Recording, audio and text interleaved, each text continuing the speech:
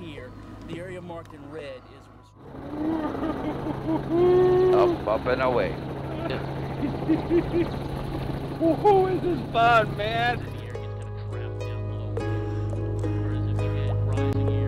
Is that layer, see that layer that was lures? Oh no, I'm talking about up higher. It looks like a layer of brown. Oh yeah, that's haze. You know, when you get high pressure, you get settling air. It traps dust, it traps dirt, anything that's in the air gets kind of trapped down low. Whereas if you had rising air, that would rise on out. So I'm beginning to smell something. Yeah, you might be. We'll keep going this way. I think if we get on the other side of the chandelures, we'd probably see something.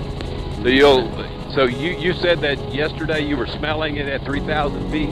Yeah. Pretty strong? Yeah. What was the prevailing wind and where was it going? Oh, there wasn't really a prevailing wind yesterday. There was a lot of thunderstorms, so it was just hard to tell exactly where the wind was coming from. People don't want a hurricane, but I wish we'd get one about 3 times bigger than Katrina to come through it. Take it to Europe. Take it to Europe and be up in Little Rock.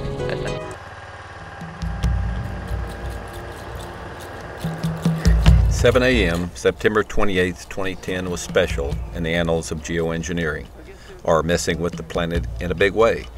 Agencies of our federal government and private multinational corporations working together as one military-industrial unit manipulated our atmosphere and affected weather in a massive aerial effort to cover up great evidence that toxic chemicals released from BP's Macondo well had long-term, long-distance, and high-altitude negative effects on everyone and everything upwind.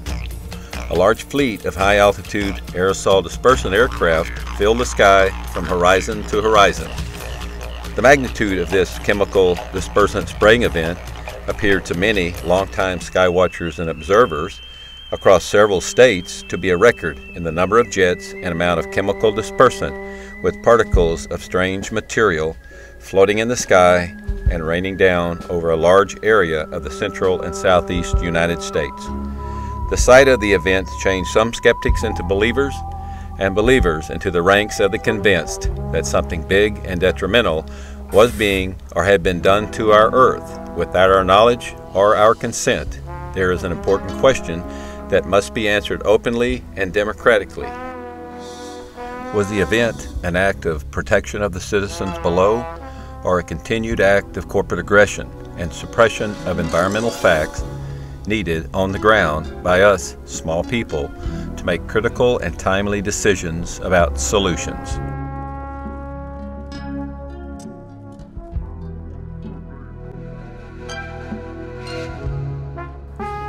During the week following the event, many on the ground complained of respiratory illness and anger.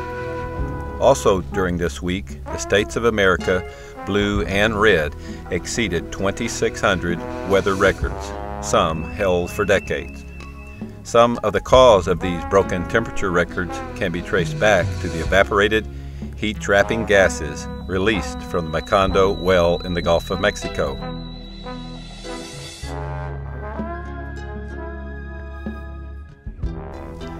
An air mass of concentrated hydrocarbon, smoke, benzene, and methane now hangs above much of America's food-producing regions.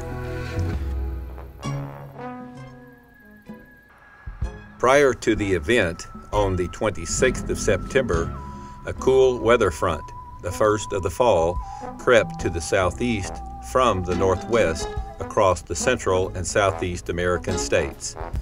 Arkansas was in the center of the front. Returning within this front were these accumulated unfiltered toxins from months of runaway evaporated oil and dispersant that blew north every day and night from the Gulf with prevailing winds. Now the mass of highly polluted air moved to the southeast toward the Gulf. Along the way back to the Gulf region, the slow-moving front added the highly destructive gases from the cattle, pig, and poultry industry and our cities and big agriculture practices. all the time adding and pushing an increasingly toxic and caustic pollution cloud into the stratosphere. When this front reached the rolling foothills and upland plains of the central and southeastern states, all hell broke loose in the skies. Not a word on the news. All federal agencies capable of tracking this event said nothing about the sky and land being filled and covered with this shiny, metallic appearing material. Upon magnification and video filtration, some of the material appeared to move or be alive.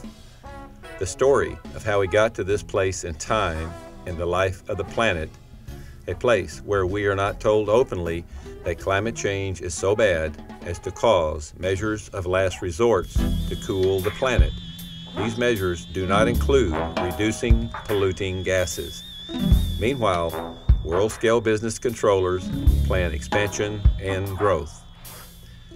The decisions of a few are ultimately changing our world for the worst.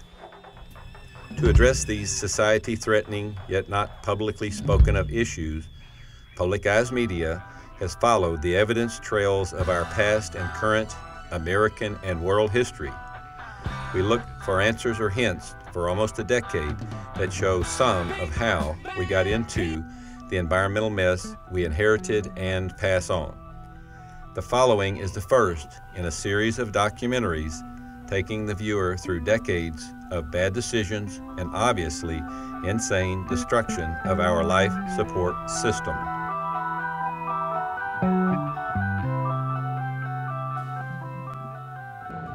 This series will attempt to show the links in a chain of events leading to imminent social and political change.